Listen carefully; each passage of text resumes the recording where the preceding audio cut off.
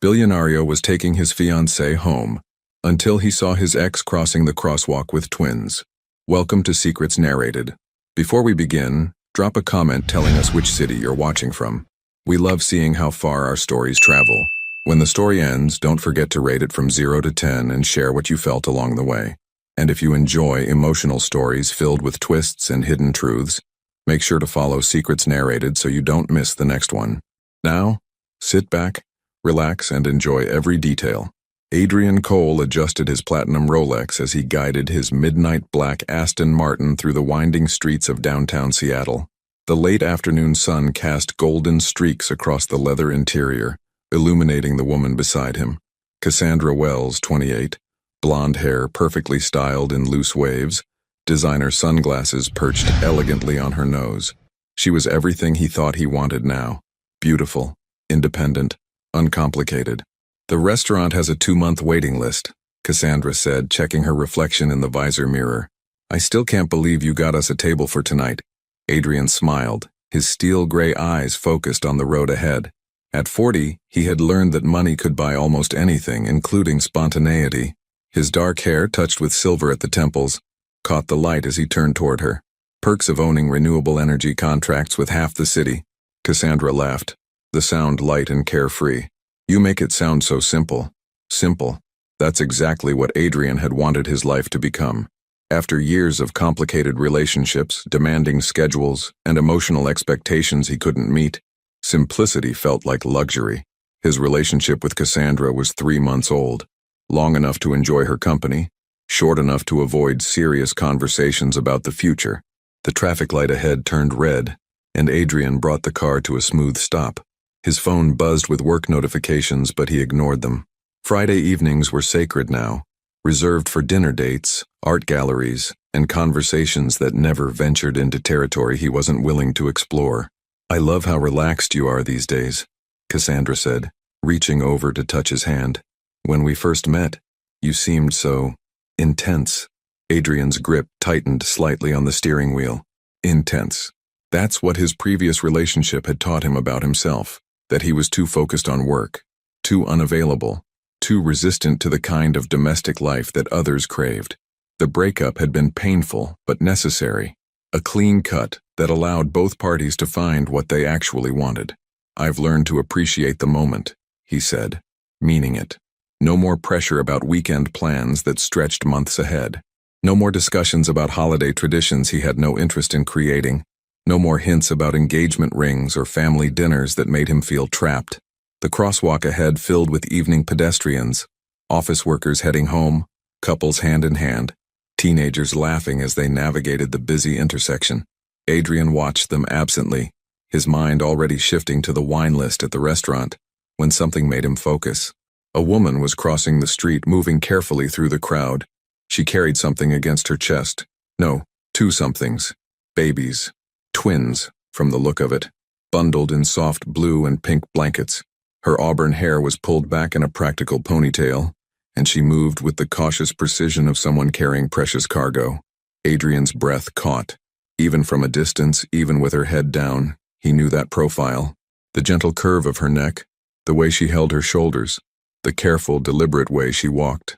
Lena Hart, his ex-fiancée, the woman he had left exactly 1 year and 1 month ago. Lena paused in the middle of the crosswalk as one of the babies began to fuss. She shifted them both to one arm and gently stroked the crying infant's face with her free hand. Her lips moved. She was singing, Adrian realized, or humming something soothing. The baby quieted almost immediately and she continued across the street. Adrian? Cassandra's voice seemed to come from far away. The light's green. He blinked, realizing he had been staring. Cars behind him were waiting. Lena had disappeared into the crowd on the other side of the street, but the image burned in his mind. Babies. Twin babies who looked to be about 4 months old. Adrian's hands trembled as he pressed the accelerator. 1 year and 1 month ago when they broke up, Lena hadn't mentioned being pregnant, but the timing would be exactly right. You look like you've seen a ghost, Cassandra said, studying his face with concern. Do you know that woman? Adrian kept his eyes on the road, his mind racing. Had Lena been pregnant when they separated? Had she known and chosen not to tell him? Or had she discovered it afterward and made the decision to handle it alone? The questions multiplied, each one more unsettling than the last. But underneath them all was a single devastating realization. The woman he had thought he knew completely had become a mother. She was raising 2 children, possibly his children, without him, and she had looked content, peaceful, like someone who had found exactly what she was meant to be doing. "Adrian? Sorry," he managed, forcing a smile. "Just thinking about work." But he wasn't thinking about work. He was thinking about the conversation they'd had the night before their breakup, when Lena had mentioned wanting to start a family someday. He had been honest, brutally honest, about his lack of interest in children. He had told her he couldn't give her the domestic life she wanted, that he needed freedom to focus on building his empire. She had listened quietly, nodded, and the next morning she had agreed that they weren't compatible long-term. It had been the most mature breakup of his life. No screaming, no accusations, no attempts to change each other's minds.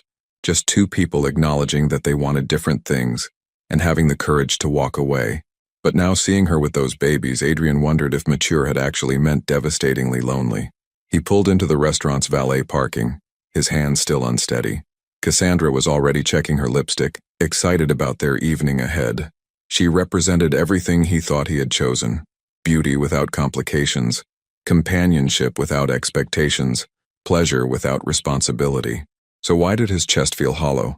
Why did the image of Lena humming to those babies make his carefully constructed simple life feel suddenly, terrifyingly empty? As he handed his keys to the valet, one question echoed in his mind. What if the life he had been so determined to avoid was the only one worth living? What would you have done in Adrian's position? Told Lena immediately about seeing her? Or tried to forget and move forward with your new life? Lena Hart shifted baby Oliver to her left arm as she unlocked the door to her modest 2-bedroom apartment in Capitol Hill. The late afternoon light filtered through the sheer curtains, casting soft shadows across the hardwood floors she had refinished herself during her pregnancy.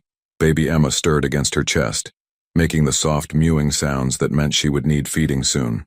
The apartment was nothing like the penthouse she had shared with Adrian. No floor-to-ceiling windows overlooking Elliott Bay.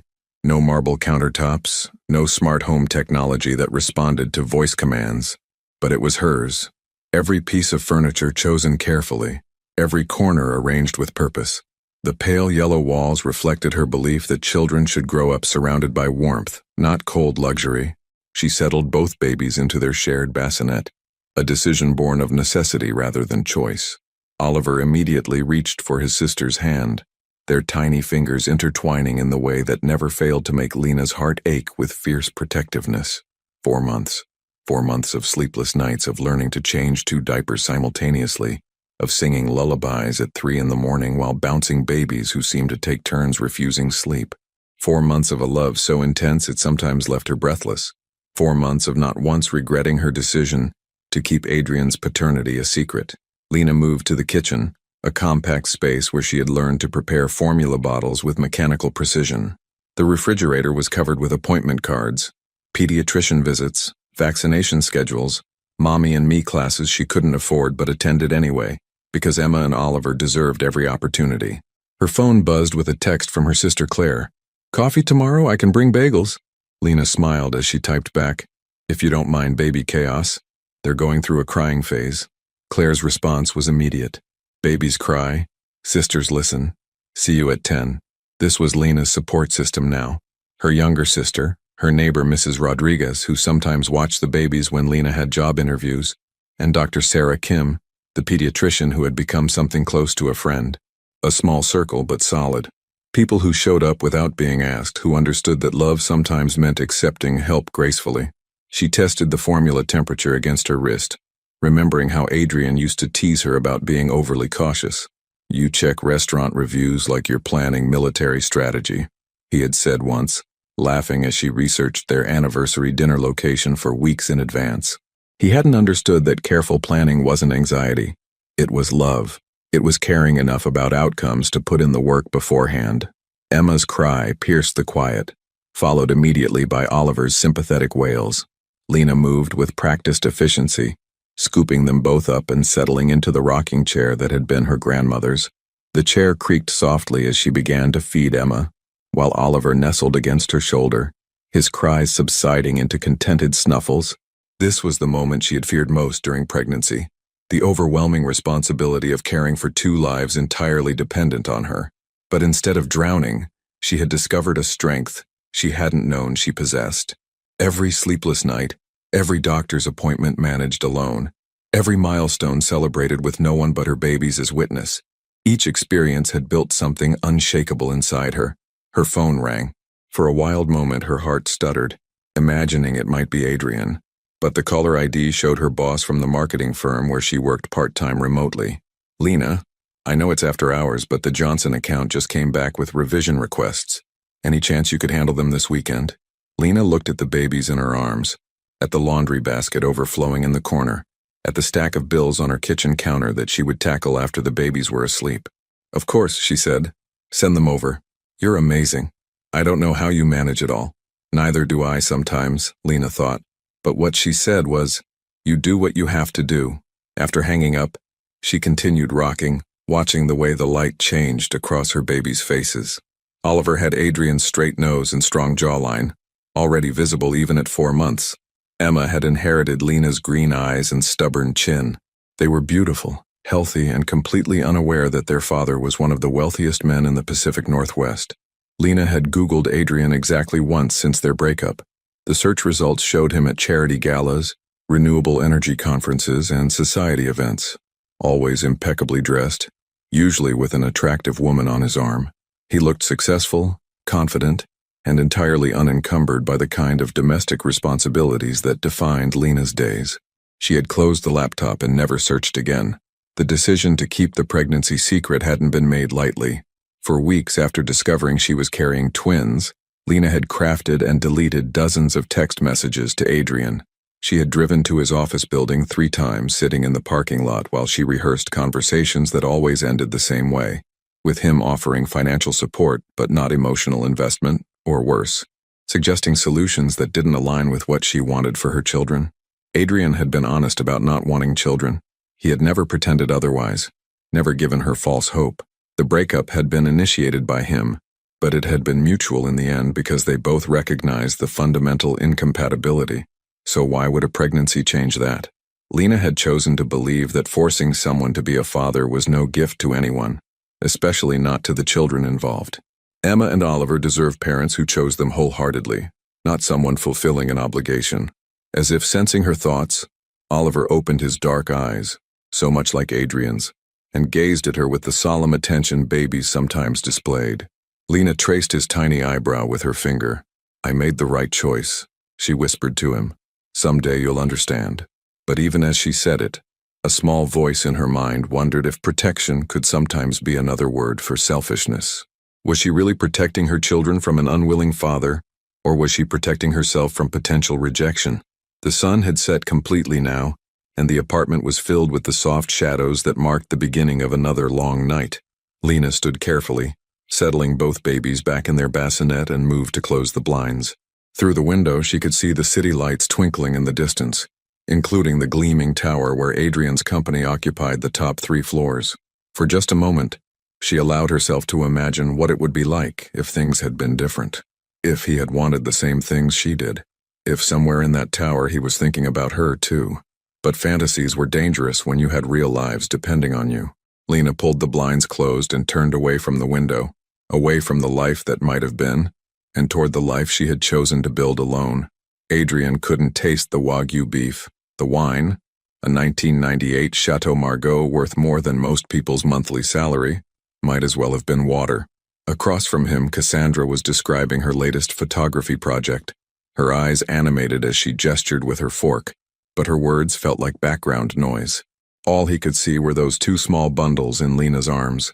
"You're completely somewhere else," Cassandra said, setting down her glass with a soft clink. "Should I be offended?" Adrian forced his attention back to her. Cassandra wore a black silk dress that hugged her curves perfectly, her blonde hair catching the candlelight. 3 months ago, when they'd met at a renewable energy summit in Vancouver, he had been immediately drawn to her confidence, her independence, her complete lack of neediness. She was a successful photographer with her own gallery, her own apartment, her own life that intersected with his without depending on it. Everything he thought he wanted. "I'm sorry," he said, reaching across the table to cover her hand with his. Long day. You know how it is with the Portland contract negotiations. She studied his face with the same intensity she brought to capturing the perfect shot. This isn't about work. I can tell the difference between your stressed face and your confused face. This is definitely confused. Adrian almost smiled despite himself. Cassandra's directness was one of the things he appreciated about her. No games, no fishing for information she wanted. If she had a question, she asked it. There was someone I recognized earlier, he said carefully. Someone I haven't seen in a while. An ex? Yes. Cassandra leaned back in her chair, swirling her wine thoughtfully. The ex? The one you were with for 2 years before we met? Adrian nodded. He had mentioned Lena briefly early in their relationship, the way people do when explaining their romantic history. Nothing detailed, just the basic facts. They had wanted different things. The breakup had been amicable. They hadn't spoken since. And seeing her brought up feelings? It brought up questions. Cassandra was quiet for a long moment, and Adrian could practically see her weighing her response. This was exactly the kind of emotional complexity he had been trying to avoid in his post-Lena life. Cassandra had every right to be upset, to demand explanations, to make this about their relationship. Instead, she surprised him. Do you want to talk about it? I'm not sure there's anything to talk about yet. But you think there might be? Adrian met her eyes. I don't know. Cassandra nodded slowly. Okay. Well, when you figure it out, let me know if it affects us. It was exactly the kind of mature, non-possessive response that had attracted him to her in the first place. No jealousy, no demands for immediate answers, no attempt to control his process. Just acceptance that people have histories that sometimes resurface unexpectedly. So why did her understanding make him feel lonelier than if she had gotten angry? They finished dinner making small talk about her upcoming exhibition and his company's expansion into offshore wind farms. Professional topics that felt safe, familiar. When he dropped her off at her Queen Anne apartment, she kissed him lightly on the cheek. Take care of yourself, she said. Whatever this is, don't let it eat you alive. Adrian drove home to his penthouse in Belltown, but instead of going upstairs, he found himself walking the empty streets. Seattle at night had always cleared his head. The combination of salt air from the sound and the energy of a city that never quite slept. But tonight his mind refused to quiet. The timing was impossible to ignore. If Lena had been pregnant when they broke up and hadn't told him, why? If she had discovered it afterward, why hadn't she reached out? And if those babies weren't his, if the timing was just a cruel coincidence, why did the possibility feel like a physical ache in his chest? By the time he returned to his building, Adrian had made a decision he wasn't proud of. He called Marcus Webb, the private investigator his company used for due diligence on potential business partners. Marcus answered on the second ring despite the late hour. Adrian, what do you need? This is personal, not business. Even better, personal pays more. Adrian gave Marcus Lena's full name and last known address, feeling like he was crossing a line he couldn't uncross. I need to know where she's living now, what she's been doing for the past year. Specifically, I need to know about any children. Marcus was quiet for a moment. This is about an ex? Yes. And you think she might have had your kid without telling you? I think I need to know for certain that she didn't. Fair enough. Give me 24 hours. After hanging up, Adrian stood in his living room surrounded by the material evidence of his success. The floor-to-ceiling windows offered a panoramic view of Elliott Bay. His furniture was custom designed, his art collection worth more than most people's houses. Everything was exactly as he had wanted it. Clean, uncluttered, free of the domestic chaos he had once feared would suffocate him. But tonight, the space felt vast and empty. He poured himself 3 fingers of Macallan 25 and settled into the leather chair where he usually read financial reports. Instead, he found himself remembering details about Lena he had tried to forget.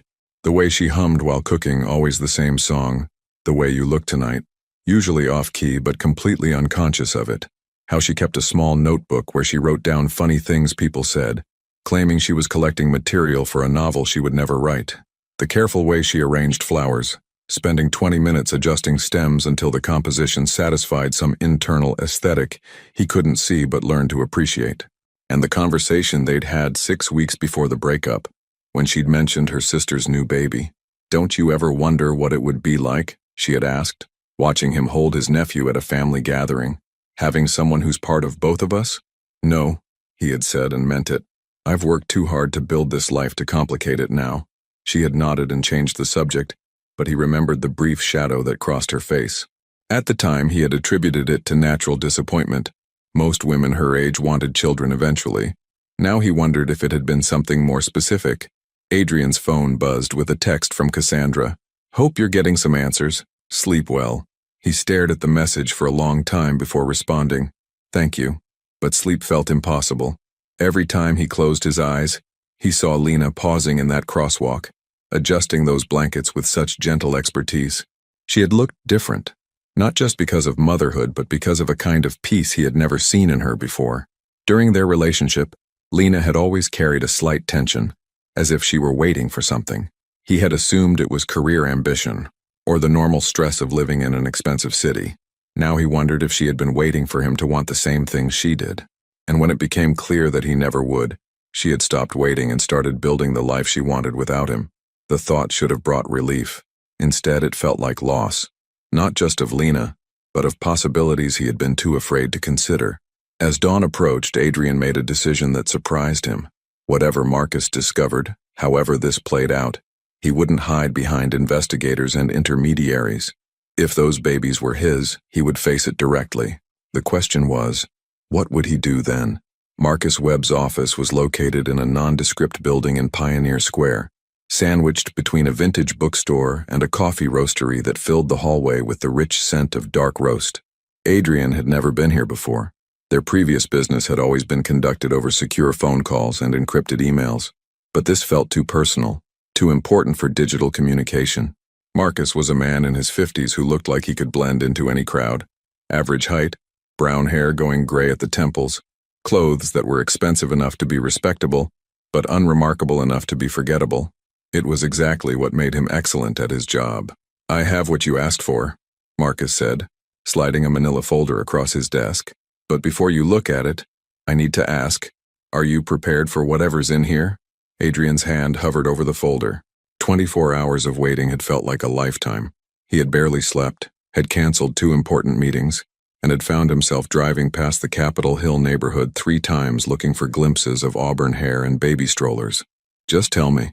Marcus leaned back in his chair. "Lena Hart, 32 years old, currently residing at 1247 Pine Street, apartment 3B. She works part-time as a freelance marketing consultant for Clearwater Communications. Single mother to twins Oliver James Hart and Emma Grace Hart, born 4 months and 2 weeks ago at Swedish Medical Center." Adrian's breath caught. 4 months and 2 weeks. The timing was perfect, or terrible, depending on how he looked at it. "The father?" he managed. "Not listed on the birth certificates. Hospital records show she attended all prenatal appointments alone, listed herself as single, and declined to provide paternal information for medical history." The words hit Adrian like physical blows. No father listed, all appointments alone. She had deliberately kept him out of every aspect of their existence. "There's more," Marcus continued. "Financial records show she's been supporting herself entirely. No mysterious deposits, no child support payments, no help from family beyond occasional babysitting by her sister Claire. She's been doing this completely on her own." Adrian opened the folder with trembling hands. Inside were photographs, surveillance shots that made him feel like a voyeur, but he couldn't stop looking. Lena pushing a double stroller through Pike Place Market, both babies bundled against the Seattle drizzle. Lena at a pediatrician's office, juggling diaper bags and car seats with practiced efficiency. Lena sitting in a park, holding Oliver while Emma napped in the stroller, her face peaceful as she watched other families play. But it was the last photograph that broke something inside him.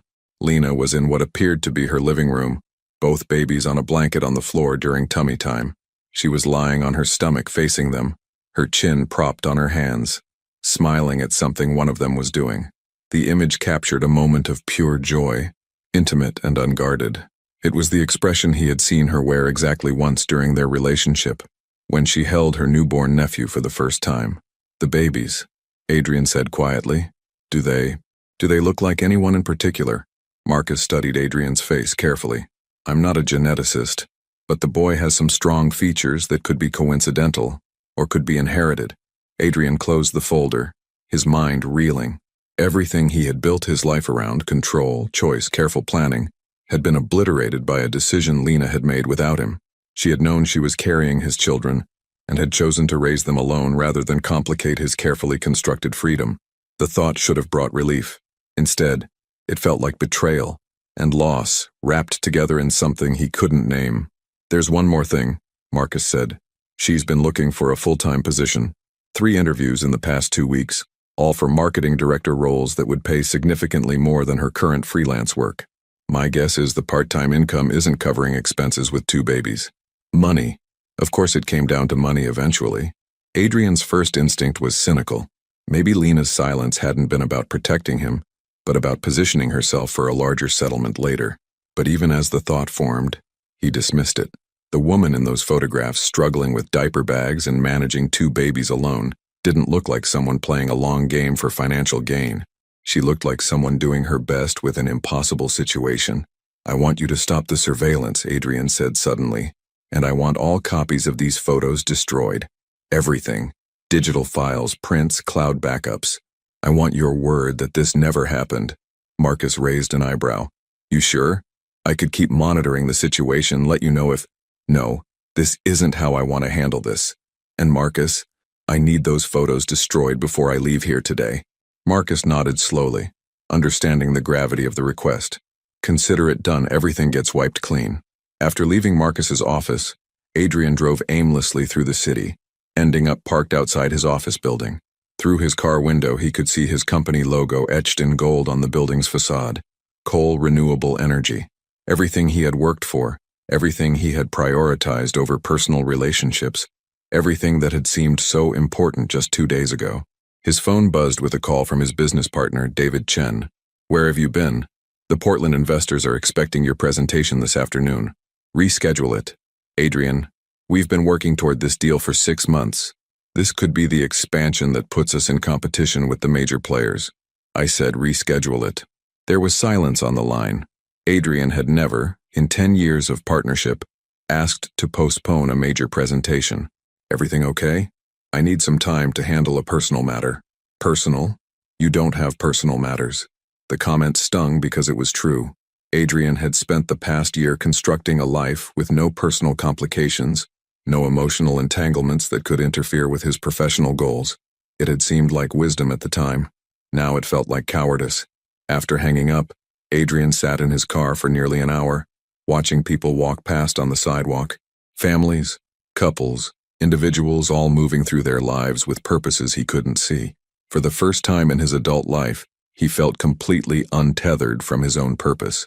He thought about calling Lena directly, but what would he say? "I hired a private investigator to spy on you and discovered you've been raising my children in secret." There was no version of that conversation that didn't make him sound like either a stalker or an absent father. But he couldn't pretend he didn't know. The knowledge sat in his chest like a weight, making every breath feel deliberate. His phone rang again. This time it was Cassandra. "How are you holding up?" "I found out what I needed to know." "And?" Adrian closed his eyes. "And now I have to figure out what to do about it." "Whatever it is, you don't have to figure it out alone. You know that, right?" But that was exactly wrong. This was something he did have to figure out alone, because any decision he made would affect 4 lives. His, Lena's, and 2 babies who had no voice in any of it. "I need to go," he said. "Adrian, for what it's worth, you're a good person. Even when you're confused, you're good." After hanging up, Adrian started his car and drove toward Capitol Hill. He didn't have a plan, didn't know what he would say or do, but he couldn't spend another night knowing his children were 5 miles away, being raised by a woman who had chosen silence over asking for help. As he turned onto Pine Street, Adrian realized that everything he thought he had known about himself, his priorities, his values, his capacity for love, was about to be tested in ways he had never imagined. The question wasn't whether he was ready. The question was whether he was brave enough to try. Adrian sat in his car across from 1247 Pine Street for 45 minutes, watching the Victorian-style apartment building through the evening drizzle. The structure was well-maintained but modest, with flower boxes in the windows and a small courtyard where someone had planted herbs between the walkway stones. It was exactly the kind of place Lena would choose. Charming, practical, with touches of beauty that didn't cost much but meant everything. Apartment 3B had a single light glowing behind sheer curtains. Occasionally, a shadow moved past the window. Lena, he assumed, going about the evening routine of caring for 2 babies. The domesticity of it, the quiet normalcy, made his chest tighten with something he couldn't name. 3 times he had reached for the door handle. 3 times he had stopped. What right did he have to disrupt the life she had built? She had made her choice deliberately, keeping him out not from cruelty but from what she must have believed was kindness. She had known him well enough to understand that fatherhood wasn't something he wanted, and she had acted accordingly. But sitting here, knowing his children were upstairs, made Adrian realize that what he had thought he wanted and what he actually needed might be 2 entirely different things. His phone buzzed with a text from his assistant. Portland investors rescheduled for Monday. They weren't happy but agreed to wait. Monday felt like it belonged to a different life, a life where his biggest concern was market share and renewable energy, not whether he had the courage to knock on a door and face the most important conversation of his life. A movement caught his eye. The building's front door opened, and Lena emerged carrying a small bag of garbage. She wore jeans and an oversized sweater, her auburn hair pulled back in a messy bun secured with what looked like a pencil. Even from across the street, Adrian could see the exhaustion in the way she moved. Not the dramatic fatigue of someone seeking sympathy, but the bone-deep tiredness of someone pushing through because there was no other choice. She walked to the dumpster behind the building, and Adrian found himself getting out of his car. By the time she turned around, he was standing 15 feet away on the sidewalk. Lena froze, the color draining from her face. For a moment, neither of them spoke. The Seattle evening stretched between them, filled with the distant sounds of traffic and the soft patter of rain on leaves. "Adrian," she said finally, her voice carefully neutral, "what are you doing here? I saw you yesterday, downtown. You were crossing the street." Her hand went instinctively to her throat, a gesture he remembered from their relationship whenever she was processing something difficult. "I didn't see you. You were carrying 2 babies." The words hung in the air between them like an accusation. Lena's eyes didn't leave his face, but he could see her calculating, deciding how much truth this moment could hold. "Yes," she said simply. "Are they mine?" The question came out harsher than he intended, but Lena didn't flinch. She looked at him for a long moment, and Adrian saw something in her expression he had never seen before, a kind of protective fierceness that made her seem like an entirely different person from the woman he had lived with. "What do you want me to say, Adrian? I want you to tell me the truth." "The truth?" Lena's voice gained strength. "The truth is that I'm raising 2 beautiful, healthy children. The truth is that they're happy and loved and don't lack for anything important. The truth is that their lives are settled and peaceful, and I've worked very hard to make sure they stay that way. That's not what I asked. It's the only answer that matters." Adrian stepped closer, and he saw Lena's shoulders tense, not with fear. He had never given her reason to fear him, but with the kind of protective alertness he imagined came with motherhood. "Don't I have a right to know if I'm a father?" "You have the right to live the life you chose," Lena said quietly. "The life you were very clear about wanting. No complications, no commitments, no children tying you down." The words were like physical blows, made worse because they were accurate. He had said those things, or versions of them, during their relationship whenever conversations turned toward the future, toward the kind of life Lena had dreamed about. Adrian had been consistently, honestly resistant. "People change," he said. "Do they?" Lena's green eyes searched his face. "Or do they just have regrets when they see what they might have given up?" From inside the building, a baby's cry pierced the evening quiet. Both Adrian and Lena's heads turned toward the sound, but it was Lena who moved first, her maternal instincts overriding everything else. "I have to go," she said, already walking toward the building entrance. "Wait." Adrian followed her. "Please, just 5 minutes. Let me see them." Lena stopped with her hand on the door handle. "Why?" "Because if they're mine, I need to know. I need to see them." "And then what? You decide whether you want to be involved based on how you feel in the moment? You disrupt their routine, their sense of security, their understanding of their world? Because you're curious?" The baby's crying grew more insistent, joined by a second voice. Twins, Adrian realized. His children, he was almost certain now, needing their mother while he stood here demanding answers to questions that might not have good solutions. "I hired a private investigator," he said suddenly, the words spilling out before he could stop them. Lena's entire body went still. "What?" "I needed to know for sure. About the timing, about everything. You had me followed?" Her voice was barely above a whisper, but there was something dangerous in it. "I needed to understand. You had me followed while I was caring for my children. Our children." "No." Lena's voice cut through the rain like a blade. My children. The children I carried alone, delivered alone, and have been raising alone while you've been living exactly the life you told me you wanted. She turned away from him, but Adrian caught her arm gently. Lena, please. I know I handled this wrong, but handled what wrong? She pulled her arm free but didn't walk away. You didn't handle anything. I handled everything. I made the decision not to tell you because I knew that you would do exactly this. Show up out of nowhere when it was convenient for you, expecting me to explain myself, expecting me to justify choices I made to protect everyone involved. The babies were crying in earnest now, their voices carrying through the building's thin walls. Lena looked toward the sound with obvious distress. I have to go to them. Let me come with you. Just to see them. Just once. Lena studied his face, and Adrian saw her weighing the request against everything she had worked to build and protect. Why now? She asked finally. Why, after more than a year of silence, do you suddenly care?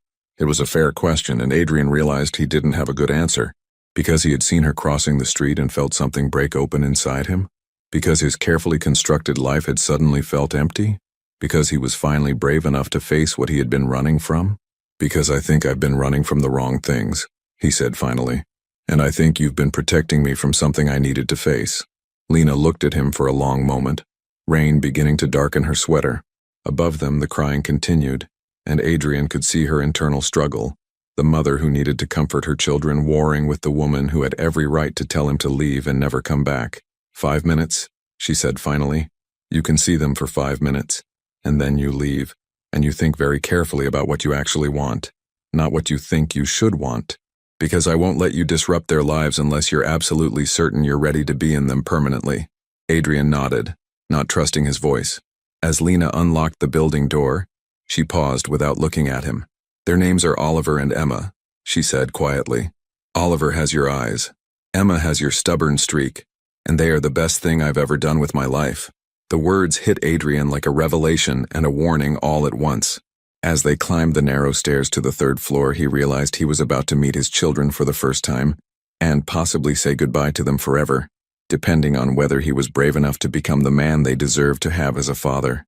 The apartment was smaller than Adrian's walk-in closet, but every inch had been thoughtfully arranged. Soft lighting came from table lamps instead of overhead fixtures, creating pools of warmth throughout the space. Children's books were stacked on a coffee table made from reclaimed wood, and a mobile of delicate paper cranes hung over what he assumed was the baby's sleeping area. The crying had stopped the moment Lena walked through the door, replaced by excited gurgling and the sound of tiny hands slapping against something soft. They know your voice, Adrian said, the observation catching him off guard. They know I always come back, Lena replied, dropping her keys in a small bowl by the door. Wait here. She disappeared around a corner and Adrian heard her voice change to the sing-song cadence people used with babies. I'm here, my loves. Mama's here. Were you telling Oliver a story, Emma? Was it a good one? The baby's responses were wordless but enthusiastic, a chorus of coos and squeaks that made Adrian's chest tighten unexpectedly. He had never thought much about the sounds babies made, had certainly never imagined finding them meaningful. But hearing these particular babies, his babies, their voices felt like a language he was supposed to understand but had never learned. You can come in now, Lena called. Adrian rounded the corner into what must have been the bedroom, though it had been converted into something entirely different. The double bed was pushed against one wall, leaving most of the floor space for a large, colorful playmat. Above it, black and white geometric patterns were taped to the walls. High-contrast images that Adrian vaguely remembered reading were good for infant development. But all of that registered peripherally, because his attention was completely captured by the 2 babies lying on their backs looking up at him with wide, curious eyes. Oliver was larger, more solid, with dark hair that stuck up in all directions. His eyes were steel gray, unmistakably Adrian's eyes, and he was gnawing on his own fist with serious concentration. Emma was smaller, more delicate, with auburn hair that caught the light like Lena's. Her green eyes tracked Adrian's movement as he stepped closer, and she kicked her legs with apparent excitement at having a new person to examine. Oliver James and Emma Grace, Lena said quietly, settling cross-legged beside the playmat. Oliver, Emma, this is... She hesitated and Adrian realized she had no idea how to introduce him. This is Adrian. Adrian knelt slowly, afraid that sudden movements might startle them. He had held babies before, nieces and nephews at family gatherings, colleagues' children at company picnics. But this was different. These weren't borrowed babies he would hand back after a few polite minutes. These were his children, looking at him with the completely open curiosity that only babies possessed. "Can I?" He gestured toward them uncertainly. "Oliver likes his tummy rubbed. Emma prefers when you talk to her." Adrian reached out tentatively, placing his hand gently on Oliver's stomach. The baby's eyes widened, and he released his fist to grab Adrian's finger with surprisingly strong grip. The contact sent an electric shock through Adrian's system. This tiny person was holding onto him with complete trust, unaware of the complicated circumstances of his existence. "He's strong," Adrian said, his voice rougher than intended. "He's been holding his head up since 8 weeks. The pediatrician says he's very advanced." Emma made a soft sound, and Adrian turned to look at her. She was studying his face with serious intensity, as if she were trying to solve a puzzle. "Hello, Emma," he said softly. "You're beautiful." As if she understood the compliment, Emma smiled. A real smile, not the reflexive expressions newborns sometimes made. Her entire face lit up and she kicked her legs harder, making happy gurgling sounds. Adrian felt something crack open in his chest.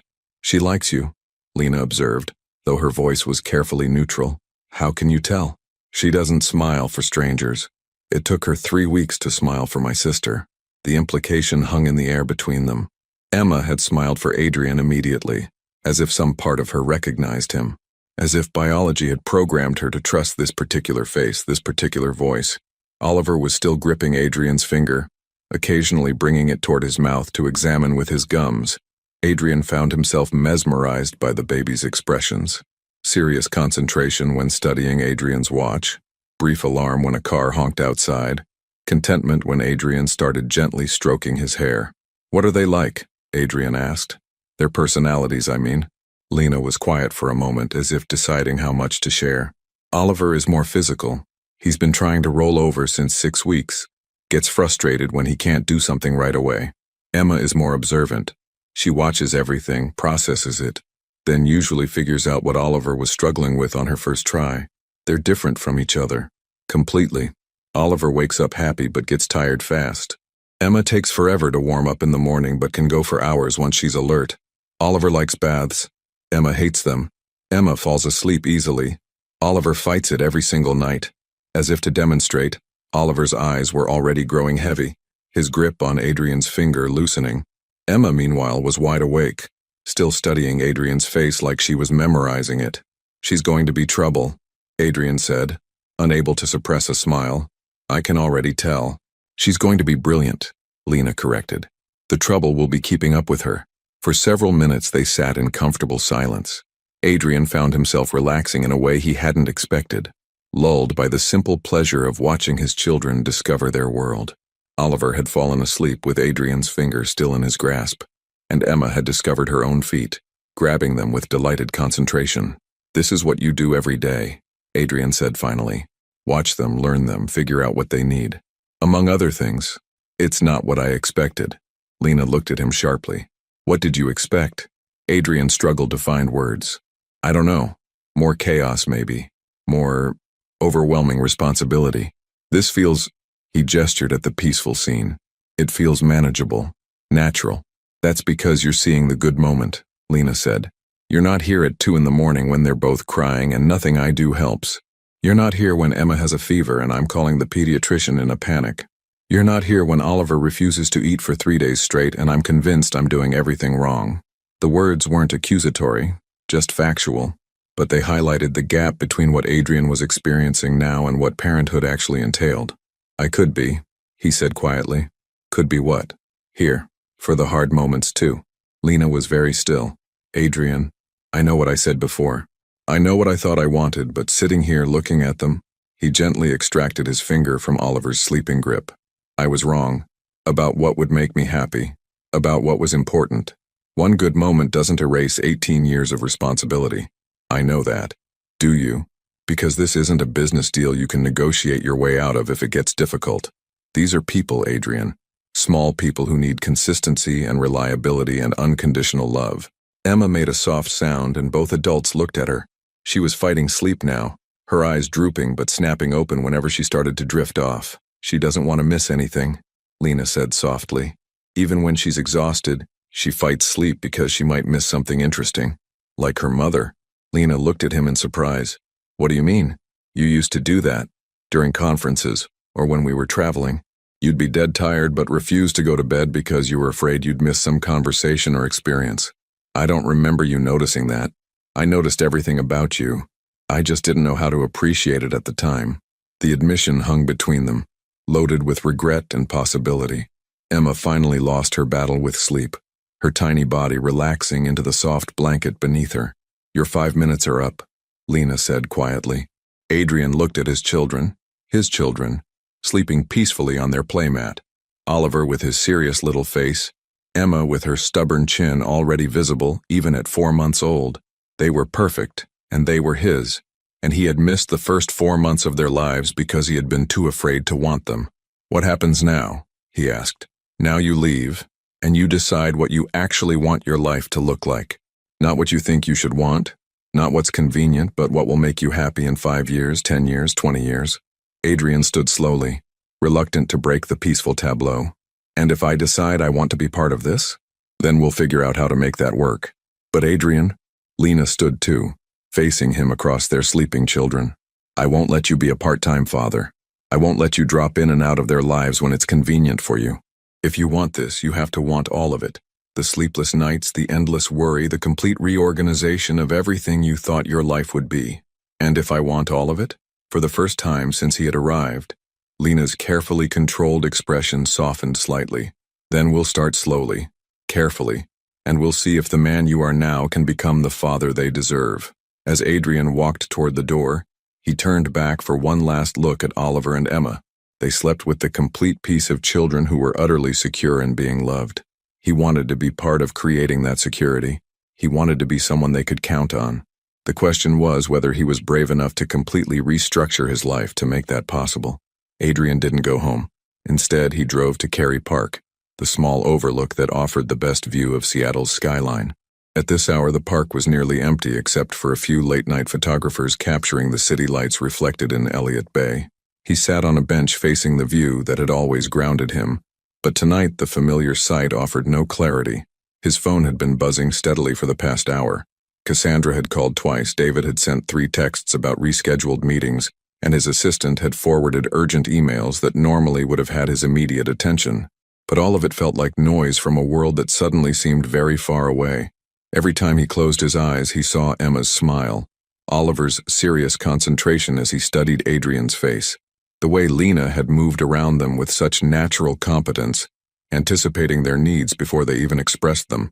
His children. He had children. The thought still felt surreal, but underneath the disbelief was something else, a sense of rightness that he had never experienced before. Holding Oliver's tiny hand, watching Emma's eyes track his every movement, had felt like finding a part of himself he hadn't known was missing. But wanting something, and being capable of it, were 2 different things.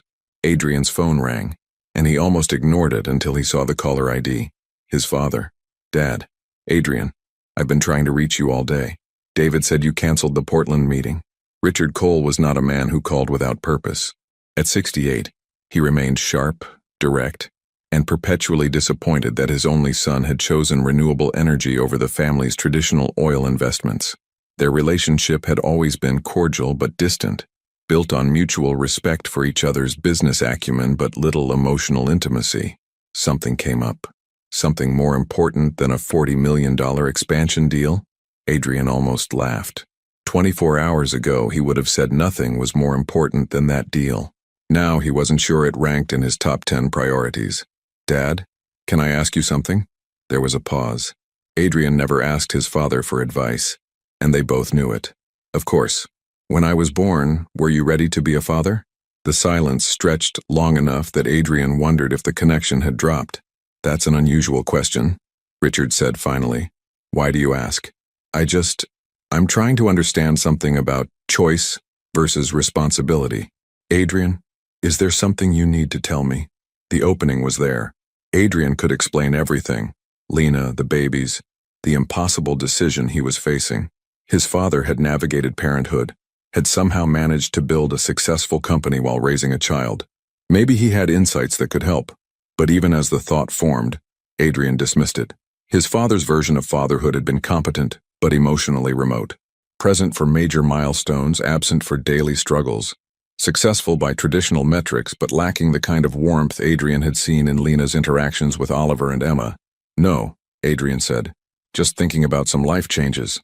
"Well, if you're considering major changes, remember that consistency builds empires.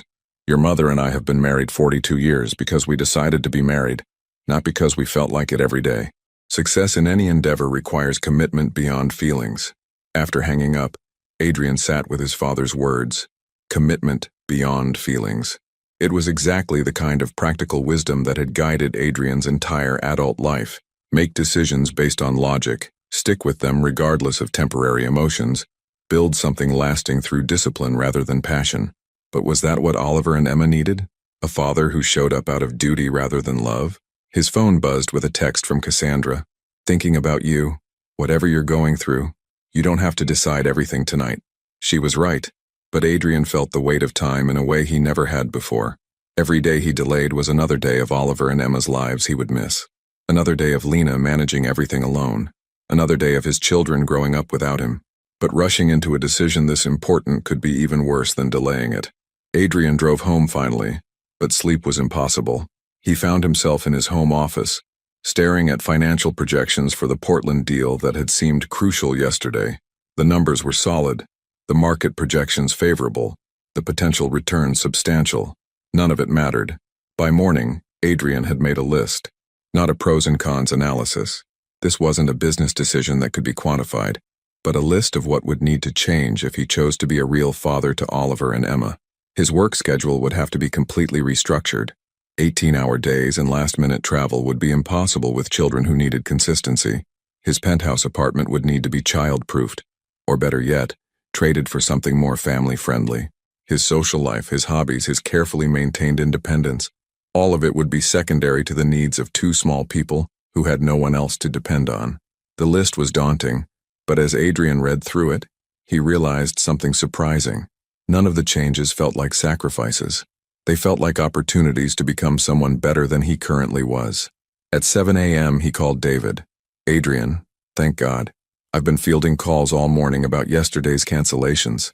I need to restructure my role in the company." "What does that mean?" "It means I want to step back from day-to-day operations, focus on strategic planning and long-term vision, but eliminate the constant travel and emergency meetings."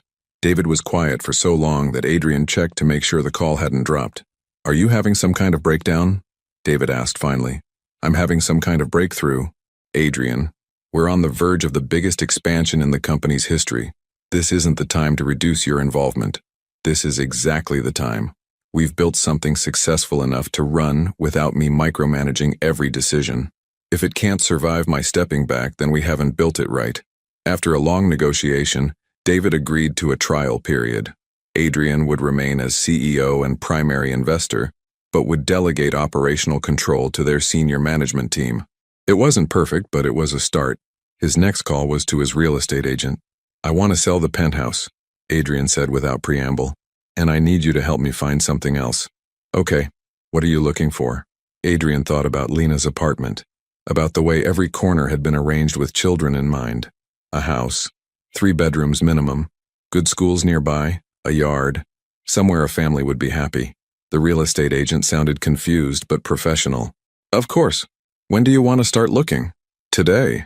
By afternoon, Adrian had seen 6 properties in family-friendly neighborhoods throughout Seattle. The Queen Anne Victorian with original hardwood floors, the Craftsman bungalow in Wallingford with a garden perfect for children to explore, the modern townhouse in Capitol Hill, walking distance from Lena's apartment. None of them felt like home the way his penthouse had. But that was the point. Home wasn't supposed to be a monument to his individual success anymore. It was supposed to be a place where Oliver and Emma could grow up safely, where Lena would feel welcome, where a family could build memories together. As evening approached, Adrian found himself parked outside Lena's building again. But this time he wasn't there to demand answers or satisfy his curiosity. He was there to make a promise. He climbed the stairs to apartment 3B and knocked softly. Lena opened the door wearing the same exhausted expression he had seen the night before. But when she saw Adrian, her face shifted to wariness. "It's been less than 24 hours, she said. "I know, but I couldn't wait." "Adrian, I want all of it," he said quickly, before she could send him away. "The sleepless nights, the worry, the complete reorganization of my life. I want to be their father, not part-time, not when it's convenient, but really be their father." Lena studied his face, looking for something. Certainty, maybe, or proof that this wasn't just an impulsive decision he would regret when the reality set in. "What does that look like to you?" she asked finally. "Being their father? I don't know yet," Adrian admitted, "but I want to learn. I want to be someone they can count on, someone who shows up for them even when it's difficult, especially when it's difficult." From inside the apartment came the sound of babies waking from naps, their voices joining in the kind of harmony that only twins could create. Lena looked toward the sound, then back at Adrian. "This isn't going to be easy, for any of us. I know. I'm not the same person I was when we were together. Being their mother has changed me in ways that make some things non-negotiable. I'm counting on that." For the first time since he had appeared at her door, Lena smiled. Not the careful, controlled expression she had been wearing, but something real and cautiously hopeful. "Then I guess we'd better figure out how to do this right." As she opened the door wider to let him in, Adrian realized he was crossing more than just a threshold. He was stepping into a life that would demand everything from him and give him everything in return. The thought should have terrified him. Instead, it felt like coming home. 3 weeks into their tentative new arrangement, Adrian discovered that fatherhood was nothing like running a company. Babies, he learned, did not respond to quarterly projections, efficiency protocols, or logical reasoning. They responded to patience he didn't know he possessed and love he was still learning how to express. "She's been crying for 20 minutes, Adrian said, gently bouncing Emma against his chest while pacing Lena's living room. "I've tried everything, bottle, diaper, burping, that thing you do with the white noise app." Lena looked up from where she was feeding Oliver, exhaustion evident in every line of her body. The past 3 weeks had been an adjustment for all of them. Adrian had been coming by every evening after work, staying later each night, learning the intricate rhythms of caring for 2 infants. "Sometimes they just need to cry," Lena said softly. "It's how they process their world. But there has to be something I can do, some solution. The solution is accepting that you can't solve everything." It was a lesson Adrian was learning in multiple areas of his life. His work restructuring had been more challenging than anticipated. Delegating control to his management team felt like watching his children, his other children, he corrected himself, take their first steps without him there to catch them if they fell. Emma's cries began to subside, and Adrian realized she had fallen asleep against his shoulder. The weight of her tiny body, the trust implicit in the way she relaxed completely in his arms, still amazed him. "You're getting better at this," Lena observed. "I had a good teacher." The past 3 weeks had been a masterclass in caregiving, with Lena patiently explaining everything from proper bottle-holding angles to the subtle differences between Emma's various cries. Adrian had filled 2 notebooks with observations, treating fatherhood with the same systematic approach he brought to business ventures. But unlike business, the most important lessons couldn't be written down. "I found a house," Adrian said quietly, settling into the chair beside Lena's couch. "The Craftsman in Wallingford. 4 bedrooms, big kitchen, yard with space for a swing set." Lena's hand stilled on Oliver's back. They had been talking around the topic of living arrangements for days, neither wanting to push too fast but both recognizing that the current situation was unsustainable. "That's wonderful," she said carefully. "When do you close?" "I haven't made an offer yet." "Why not?" Adrian looked at Emma sleeping in his arms, then at Oliver contentedly nursing. "Because I don't want to assume anything about what you want, what would work for you and the babies." Lena was quiet for a long moment. "Adrian, we need to talk about what we're doing here." The word sent a chill through Adrian's chest. For 3 weeks, they had been dancing around the bigger questions: their relationship, their future, the practical realities of raising children together when they weren't together romantically. "Okay," he said, "this arrangement we have now with you coming by in the evenings, it's working for Oliver and Emma. They're starting to recognize you, to expect you. Emma reaches for you when she sees you. Oliver calms down when he hears your voice. But I need to know what happens when this stops feeling new and exciting. When you've been up all night with a teething baby and you have an important meeting the next day. When we disagree about discipline or schools or 1,000 other decisions parents have to make together. Adrian shifted Emma to his other arm, buying time to formulate his response. These were the questions that kept him awake at night.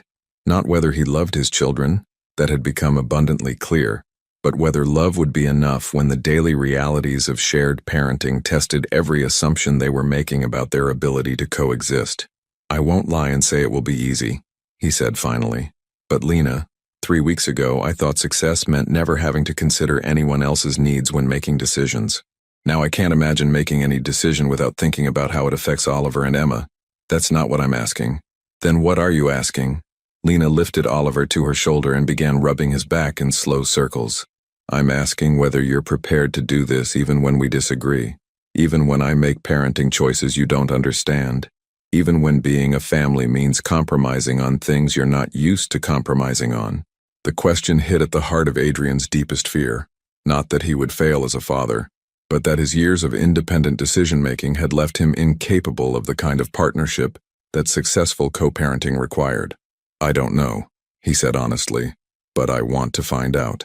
Before Lena could respond, Adrian's phone rang. The caller ID showed David's number, and Adrian declined the call without hesitation. "You can take it if you need to," Lena said. "No, this is my time with you and the babies." But the phone rang again immediately, followed by a text. "Emergency. Portland deal falling apart. Need you now." Adrian looked at the message, then at Emma, sleeping peacefully in his arms. 6 months ago, he would have handed the baby to Lena and rushed to the office without a second thought. Tonight, he turned the phone off. "Adrian, if it's important, nothing is more important than this," he said, and meant it completely. The moment felt significant, but before either of them could comment on it, Oliver began fussing against Lena's shoulder. She stood to walk him, but Adrian noticed her slight wince as she rose. "Your back is hurting again." "It's fine." "It's not fine. You've been carrying both of them constantly for months. Let me help." "You are helping. I mean really help. Move in with me. Not because of us, but because of them. They need consistency, and you need support." The words hung in the air between them, loaded with implications neither had been willing to address directly. "Adrian, I know it's complicated. I know we have history that makes this messier than it should be, but put that aside for a minute and think about what would be best for Oliver and Emma." Lena was quiet, swaying gently as Oliver's fussing subsided. "What would that look like? Practically, I mean. You and the babies would have the master suite. I'd take one of the smaller bedrooms. We'd share common spaces, share parenting duties, but maintain our own independence otherwise. Like roommates who happen to share children. Like parents who are committed to making this work regardless of whether we figure out the rest." It wasn't romantic, but it was honest. Neither of them was ready to navigate the emotional complexity of rekindling their relationship while learning to be parents together. But they were both ready to prioritize their children's needs over their own uncertainty. "I need time to think about it," Lena said. "Of course." Emma stirred in Adrian's arms, making the soft mewing sounds that meant she was waking up. Her eyes opened slowly, focusing on Adrian's face with the kind of complete attention that babies gave to everything they found interesting.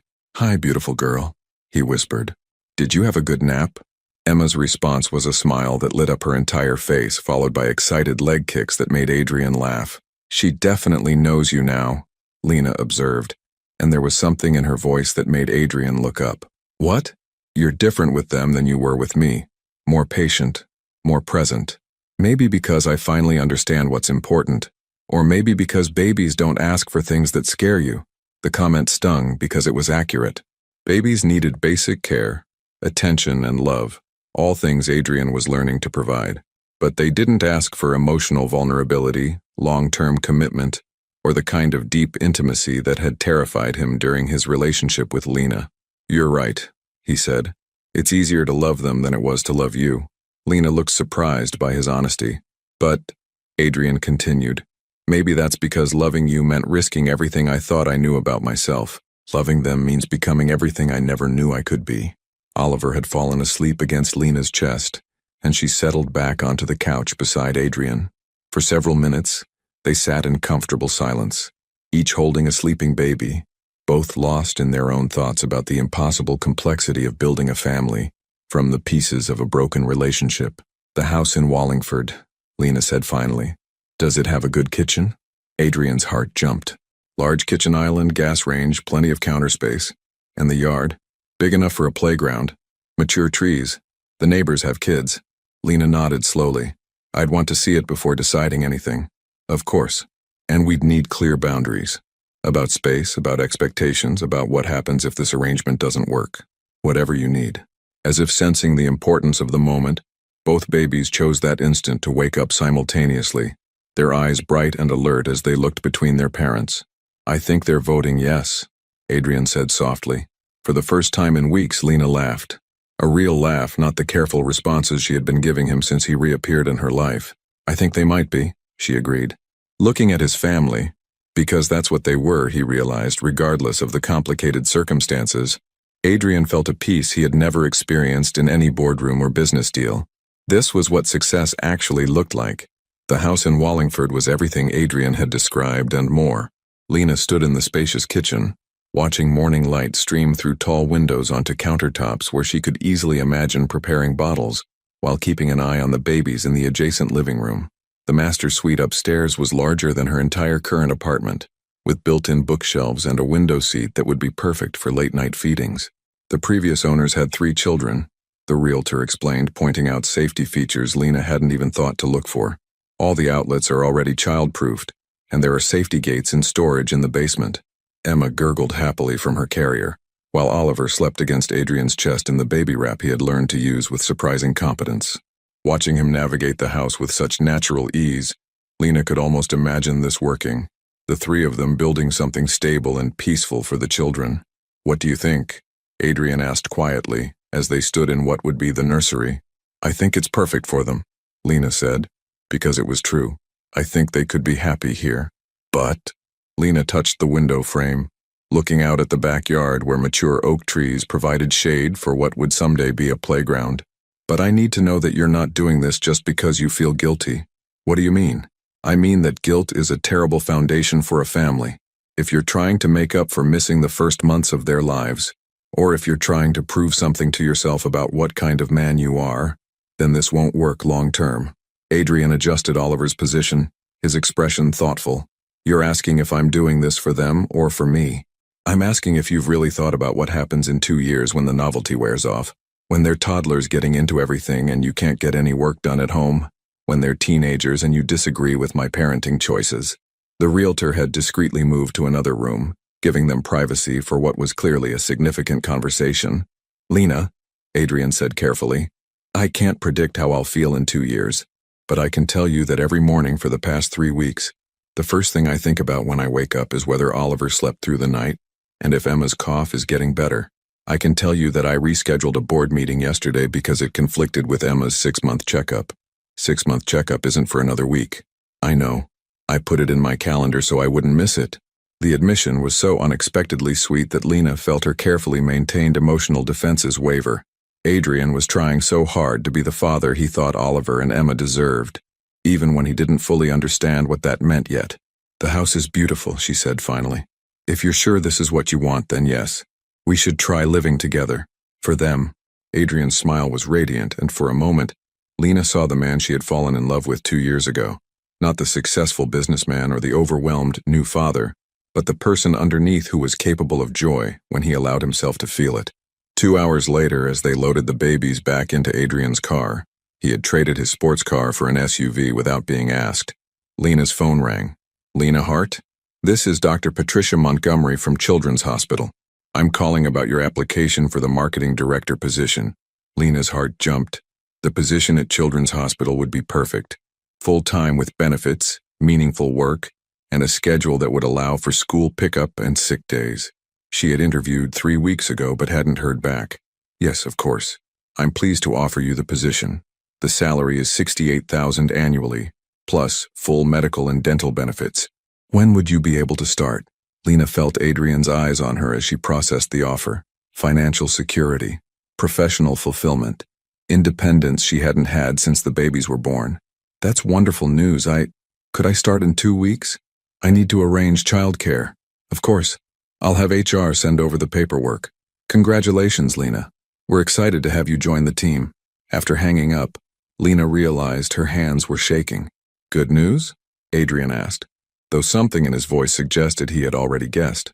The job at Children's Hospital. They offered me the position. That's incredible. It's exactly what you wanted. Adrian knew how much this meant to her.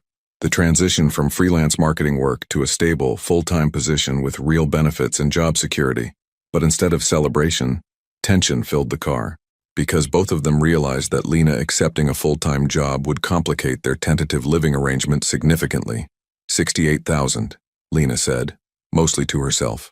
With benefits. I could actually support us properly, instead of scrambling for freelance contracts every month. You know money isn't an issue, right, for any of us? Lena looked at him sharply. It's an issue for me. Why? Because I need to know that I can take care of them myself if I have to. Because I need to know that my choices aren't dictated by financial dependence on you. Adrian was quiet for several blocks, processing this. You still don't trust me.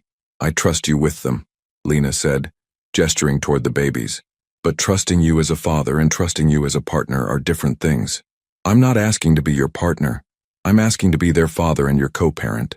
Those lines aren't as clear as you think they are.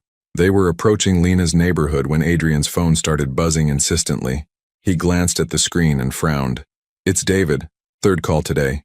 Take it, please. I know the Portland deal is important. Adrian hesitated, then answered on speaker. David. Thank God. Adrian, we have a serious problem. The Portland investors are pulling out. Completely. They're saying the lack of consistent leadership from our CEO indicates instability in the company. Lena saw Adrian's jaw tighten. What does that mean specifically? It means they think your recent absence suggests you're not fully committed to the expansion. They're concerned about investing $40 million in a company whose leadership seems distracted. I haven't been distracted. I've been delegating appropriately. Delegating or disappearing. Because from the outside, it looks like you've checked out right when we need you most. Adrian pulled into a parking space outside Lena's building and turned off the engine.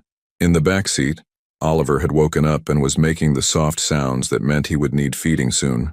What do you need from me? Adrian asked. I need you to come to Portland tomorrow. Meet with the investors face-to-face, reassure them that you're still fully invested in Coal Renewable Energy's future. Lena watched Adrian's face as he weighed the request. Tomorrow was Saturday. They had planned to start moving her things to the Wallingford house to begin the process of becoming a real family. I can't tomorrow, Adrian said finally. Adrian, this is $40 million. This is the expansion that takes us national. This is everything we've been working toward. I understand that. But I have other priorities now. David's silence stretched uncomfortably long. Other priorities? Yes. Adrian, I'm going to ask you directly. Are you having some kind of personal crisis? Because if you are, we can work around it. Take some time, get whatever help you need. But don't tank the company because you're going through something. Lena reached over and gently touched Adrian's arm. Go, she whispered. The house will still be there next week. No, Adrian said firmly, both to David and to Lena. David, set up a video conference with the Portland investors. Monday morning, 9 a.m. I'll handle it remotely. A video call isn't going to. Then they weren't serious investors to begin with. Any company worth doing business with will understand that their CEO has a life outside the office.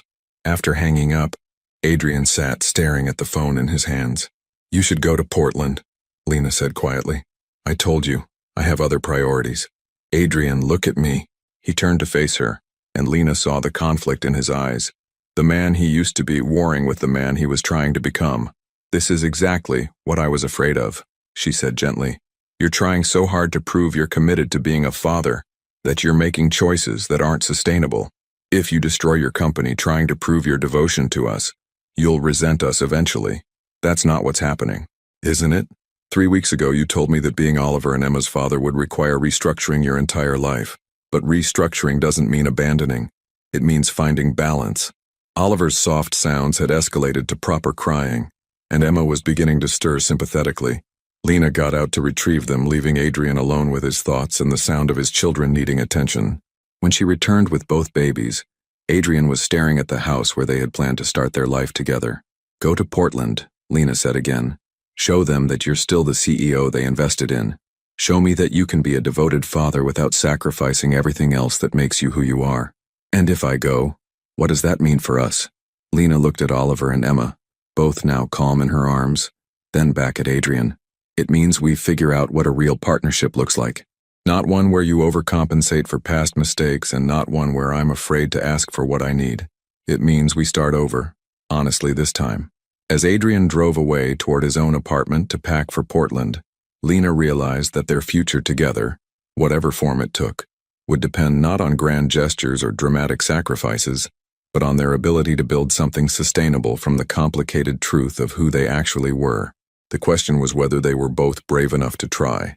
Adrian stood in the Portland Marriott conference room, looking out at the city's skyline while the investors reviewed his revised proposal. 18 hours ago, he had been planning to move boxes and set up a nursery. Now he was fighting to save the deal that would define his company's future. The irony wasn't lost on him. Mr. Cole, Margaret Chen, the lead investor, said, as the team finished their discussion, "We appreciate you coming on such short notice, but I have to be honest. We're concerned about the mixed signals we're receiving regarding your commitment to this expansion." "What kind of mixed signals?" "3 weeks ago, you were personally handling every detail of this negotiation. Then suddenly you're delegating everything, missing calls, rescheduling meetings. Yesterday, your business partner had to tell us you were unavailable due to personal matters." Adrian had prepared for this conversation during the flight to Portland, but sitting here now, facing the scrutiny of people who held his company's future in their hands, he realized he had a choice to make about which version of himself to present. The old Adrian would have manufactured an explanation that maintained his image as a completely dedicated CEO. The new Adrian, the father, the man trying to build something real with Lena and his children, didn't want to lie anymore. "You're right," he said simply. "My priorities have shifted recently." The silence in the room was immediate and uncomfortable. "Could you elaborate on that?" asked James Wong, another investor. Adrian thought about Oliver's tiny hand gripping his finger, about Emma's smile when she saw him walk through the door, about Lena's exhausted face as she managed 2 babies alone for months while he lived his uncomplicated life. "I'm a father," he said, "to 4-month-old twins I didn't know existed until a month ago. I'm learning what that means, and it's changed how I think about everything, including how I run my company." Margaret leaned forward. "That's not what we expected you to say. I'm not the same man who started these negotiations 6 months ago. I'm more focused, more efficient, and more committed to building something sustainable rather than something that requires me to sacrifice everything else that matters." "Mr.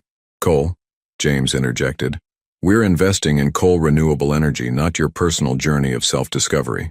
Actually, you're investing in me, in my judgment, my leadership, my ability to make decisions that serve the long-term interests of the company. And I'm telling you that becoming a father has made me a better leader, not a distracted one."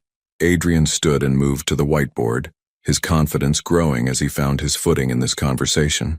6 months ago, I was working 18-hour days because I thought that's what success looked like. I was making every decision personally because I thought delegation was weakness. I was sacrificing my health, my relationships, and my perspective because I confused being busy with being effective. He began writing on the board: efficiency, sustainability, long-term thinking. Now I work 10-hour days and accomplish more because I'm forced to prioritize ruthlessly. I've delegated operational control to my senior team, and our productivity has increased by 23% because they're empowered to make decisions quickly instead of waiting for my approval. I'm thinking about legacy instead of just quarterly returns. Margaret was taking notes. "Those are interesting points, but how do we know this isn't temporary? How do we know that in 6 months you won't burn out trying to balance everything?" Adrian's phone buzzed with a text from Lena. "Oliver took his first bottle from someone other than me today. With my sister. He's growing up. How's Portland?" The message hit him with unexpected force. He was missing things. Right now, while he stood in this conference room defending his choices, his son was reaching small milestones that Adrian wouldn't witness. But instead of panic, Adrian felt clarity. "You don't know," he told the investors. "Just like I don't know if any of you will still be committed to renewable energy in 6 months when oil prices drop, or government subsidies change. What I can tell you is that I'm more motivated now than I've ever been to build something lasting, because it's not just about me anymore." He turned back to the whiteboard and wrote, "Purpose. Coal renewable energy isn't just my company anymore. It's my children's inheritance. It's the world I'm building for them to live in. Every decision I make now is filtered through the question, will this create the kind of future I want Oliver and Emma to inherit?" The room was quiet except for the scratch of pens on paper. The Portland expansion isn't just about market share, Adrian continued. It's about establishing clean energy infrastructure that will be serving communities when my children are adults. It's about building a company culture that values both excellence and humanity, because those are the values I want to model for them. Adrian's phone buzzed again. This time it was a photo from Lena, Emma sitting in her bouncy seat, grinning at something off camera while Oliver slept peacefully in the background.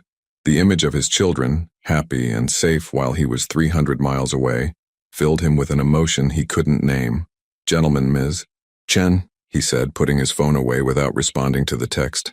"I'm not asking you to invest in my personal transformation. I'm asking you to invest in a company led by someone who finally understands what success actually means."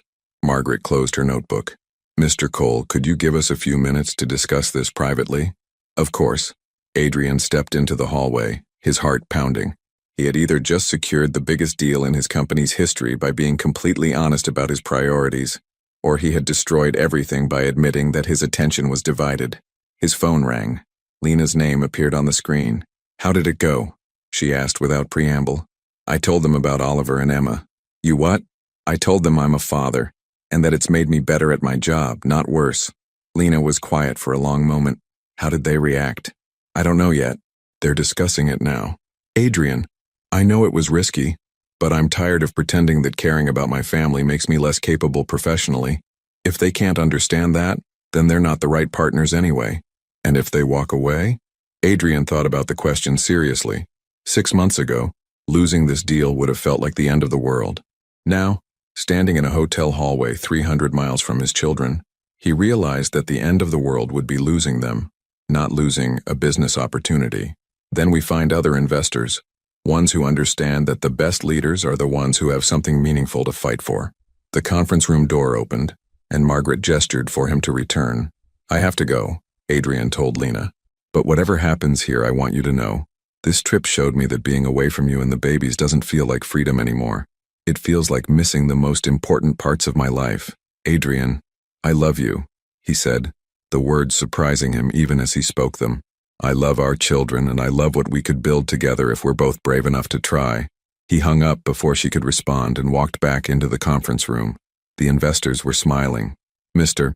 Cole," Margaret said, "we've decided to move forward with the investment, but with one condition." Adrian's heart stopped. "What condition?" "We want to meet your children," James said with a grin. "Any man who can turn fatherhood into a business philosophy this compelling probably has some pretty special kids." 3 hours later, Adrian was back on a plane to Seattle, contract signed, future secured. But more importantly, he was going home to a life that finally felt worth living. As the plane lifted off, Adrian realized that the most successful deal he had ever negotiated wasn't the one he had just signed in Portland. It was convincing himself that he deserved the love of a woman like Lena and children like Oliver and Emma. Now he just had to hope it wasn't too late to convince them of the same thing. 2 years later, the Saturday morning chaos in the Wallingford house was orchestrated pandemonium.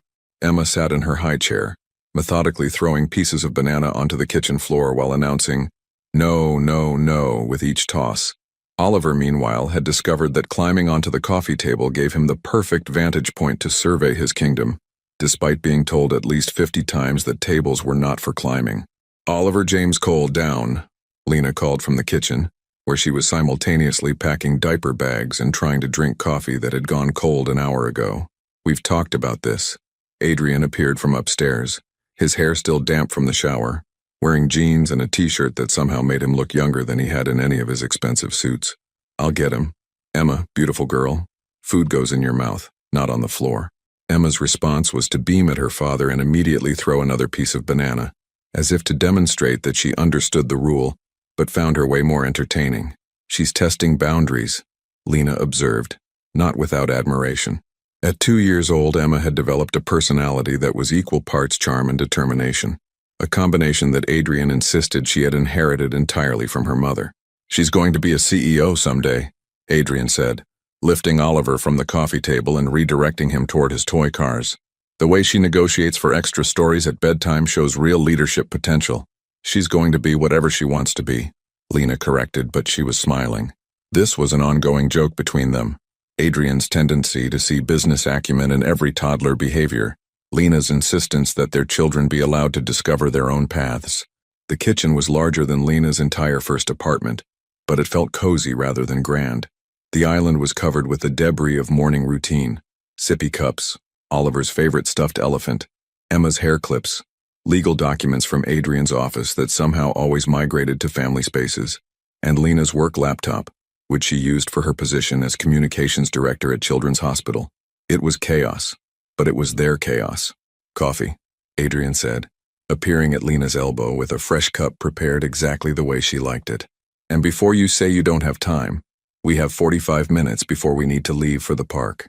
You don't have to manage my caffeine intake," Lena said, but she accepted the coffee gratefully. "I don't have to. I want to." It was a small distinction that had taken them months to navigate. The difference between Adrian trying to solve her problems and Adrian wanting to make her life easier, between control and care, between obligation and choice.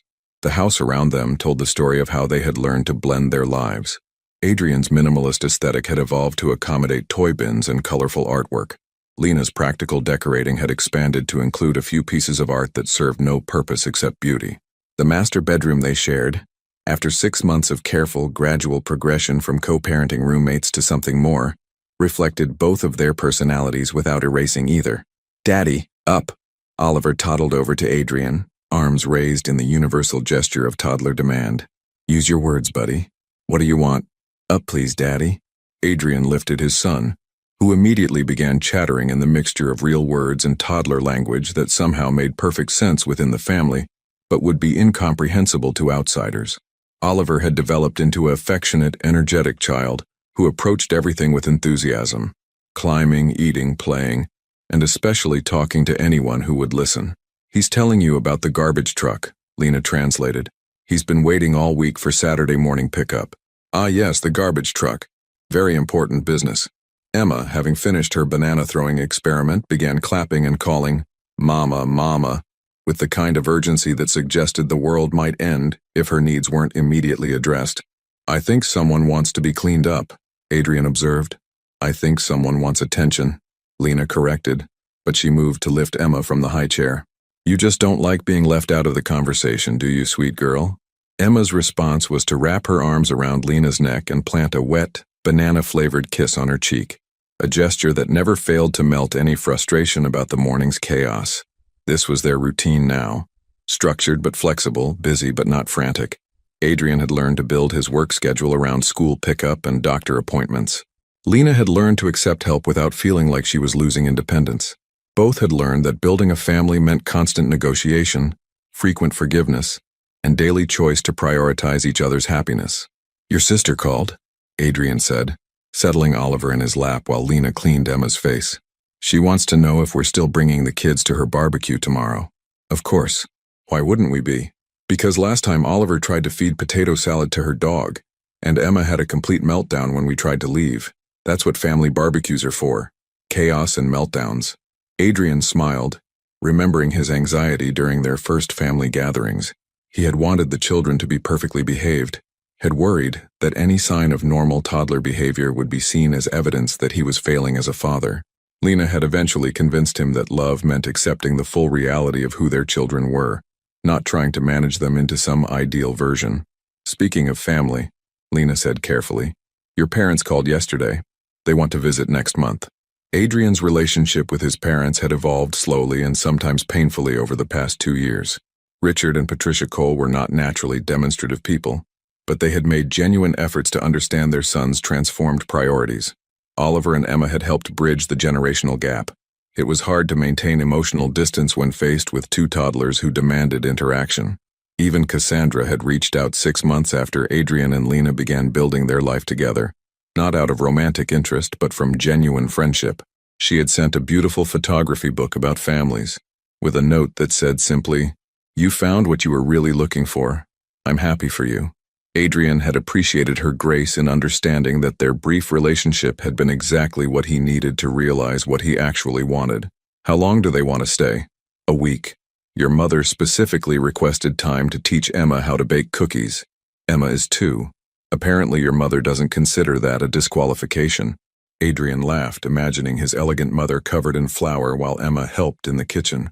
The image would have been impossible to conjure 2 years ago, but parenthood had changed everyone's definitions of what mattered. "Okay," he said. "A week it is." "Really? You're not going to worry about work schedules and whether the house is clean enough?" "I've learned to worry about more important things, like whether he was setting a good example for Oliver about how to treat women, like whether Emma would grow up believing she could accomplish anything she set her mind to, like whether he and Lena were building the kind of marriage that would give their children security and teach them what love actually looked like." "What are you thinking about?" Lena asked, recognizing the expression Adrian wore when he was processing something significant. "Just this."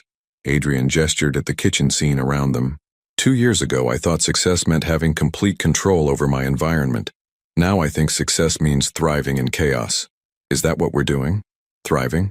Adrian looked around the room, at Emma babbling happily while playing with measuring spoons, at Oliver building elaborate structures with wooden blocks, at Lena moving through it all, with the kind of competent grace that made everything seem manageable, even when it shouldn't be.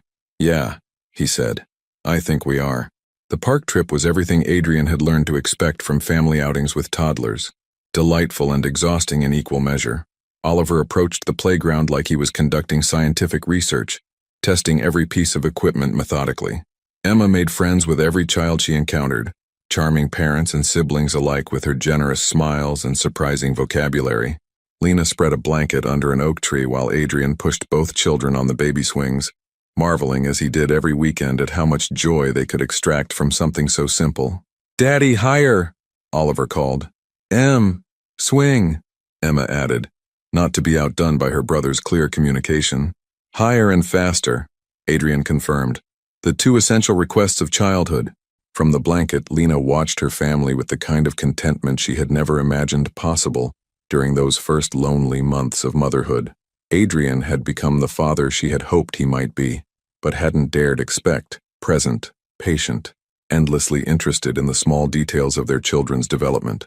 But more than that, he had become a partner in the truest sense, someone who shared not just the pleasant moments, but the difficult ones. Someone who could handle a toddler meltdown in the grocery store without panic and who remembered which songs helped Emma fall asleep when she was teething. "Mama, look!" Emma called from the swing, having spotted a dog walking past the playground. "I see, baby. What a pretty dog." "Doggy," Oliver echoed, because at 2 years old he was convinced that any word Emma found important was worth repeating. Adrian lifted both children from the swings and guided them toward the blanket, where they immediately began exploring the snacks Lena had packed. Watching them share crackers, Oliver carefully breaking his in half to give Emma the bigger piece, Adrian felt the same sense of wonder that struck him regularly about the small people they were raising. "They're going to be okay," he said quietly, settling beside Lena on the blanket.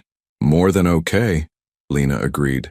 "They're going to be extraordinary, not because of anything we do specifically, just because of who they are." It was one of the hardest lessons of parenthood, learning to appreciate their children for themselves, rather than as extensions of parental hopes and fears. Oliver's cautious nature and Emma's bold curiosity were qualities to be nurtured, not problems to be solved. "Do you ever wonder what would have happened if you hadn't seen me that day?" Lena asked. "If you had just driven past without recognizing me?" Adrian considered the question seriously. "I think I would have figured it out eventually, maybe not as quickly, and maybe not in time to be part of their early lives. But I think some part of me always knew that the life I was living wasn't complete."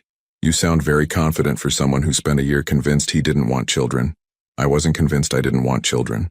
I was convinced I would be terrible at being a father. There's a difference." "And now?" Adrian looked at Oliver, who was trying to feed crackers to a nearby squirrel, and Emma, who was attempting to braid grass with the serious concentration of someone performing delicate surgery. "Now I know that being terrible at something isn't the same as being incapable of learning to be good at it." The afternoon stretched lazily around them, filled with the sounds of children playing and the warm weight of sunshine through oak leaves.